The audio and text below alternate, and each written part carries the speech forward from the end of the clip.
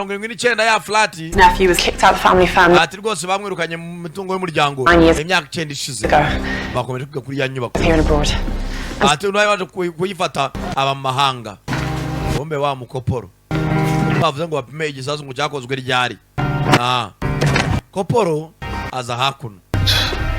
Iyi Sumako bavuze ko yivanyeho. The company that has the lease on the flats is company yaje gusigarana iyi nyubako iyikodesha by the uncle of this man. Ati nyene onkle w'uyu mugabo. Yorgos, aka Ati yitwaga Yorgos George Karalis. cyangwa se George Kalaris. Kalaris yuga numwe muri aba bandi. He did 6 months in Pentonville. Ati rwose yabaye amezi 6. He did 6 months in Pentonville. Yatuye muri Pentonville.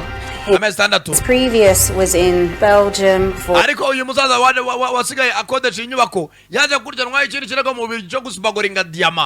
Cyangwa se kujyana diama mu forode. Kumbe kananga. Iyi Sumako bavuze ko yapfuye. Ari impamvu igisasu cyaturitse. Sumako akaba ari nzima. Kanangaza kuri ya sensa ya Sumako. Iki gisasu byagenze biti. Kamananga atangira gufotora ubuntu bwari buri muri Sumako ndani. Chief Superintendent Greenfield? Superintendent Greenfield. Our equipment has been tampered with. Rwose ibisasu bisa nkaho bagiteguriye ntabwo cyaturitse. Kumbe Rahimu na famiye yiwe barafite gahunda yo kwisubirahe mu Bwarabu. Baza ku kibuga cy'indege.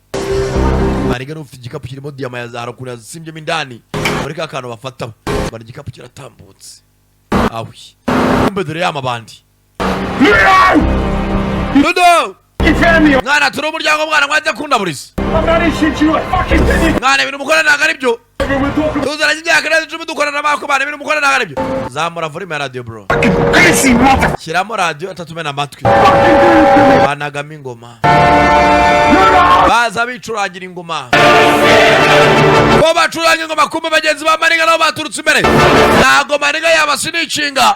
Barashizwe ngo mukangara tete ngo barye boro. Bano ko bajyanye Maniga araba baturutse imbere. Ya mbere yabitambika. Tayare.